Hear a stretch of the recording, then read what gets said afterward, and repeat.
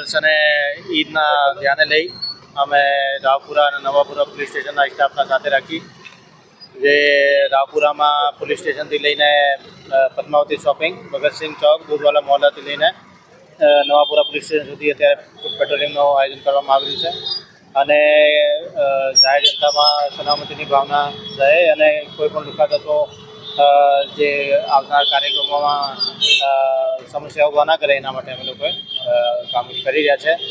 આના પછી vehicle checking પણ રાખવામાં આવશે અને કોમિંગ પણ રાખવામાં આવશે. સાહેબ, શું મુખ્ય ઉદ્દેશ જે પ્રમાણે છે આવનાર તેવા લોકો શાંતિથી આપશું અપીલ કરો? અમારી એવી ઈચ્છા છે કે કોઈ પણ નાની મોટી બાબત હોય તો પોલીસના ધ્યાને દોરવું અને કાયદા અને પરિસ્થિતિ જાળવી રાખવાનું અને કાયદો પોતાના હાથમાં નહીં લેવું. આ રીતે અમે લોકોએ અપીલ કરીએ છીએ અને અમારું પૂરું બંદોબસ્ત રહેશે આવતા તહેવારો માટે. અને કયા કયા વિસ્તારમાં શું તકેદારી આ બાજુ ફૂડ પેટ્રોલિંગમાં કઈ વસ્તુ પર ચર્ચા વિચારણા કરો? અત્યારે જે ગયા વર્ષે જ્યાં સંવેદનશીલતા વધારે હતી અને નાના મોટા બનાવો બનેલા હતા, આ બનાવોને ધ્યાને રાખીને અમે લોકો અત્યારે અહીંયા ફૂડ પેટ્રોલિંગ કરી રહ્યા છે જેથી કોઈ પણ લુકા તત્વો આ વિસ્તારોમાં કોઈ પણ ગેરકાયદેસર પ્રવૃત્તિ ના કરે.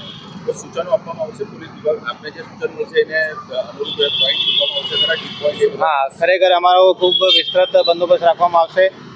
ડી પોઈન્ટ, ધાબા પોઈન્ટ અને જુદા જુદા ચોરાઓ ઉપર અમારા 4 રસ્તાઓ ઉપર પણ પોઈન્ટો રહેશે અને મસ્જિદો અને મંદિર ઉપર પણ અમારા પોઈન્ટો રહેશે. Okay, thank you sir.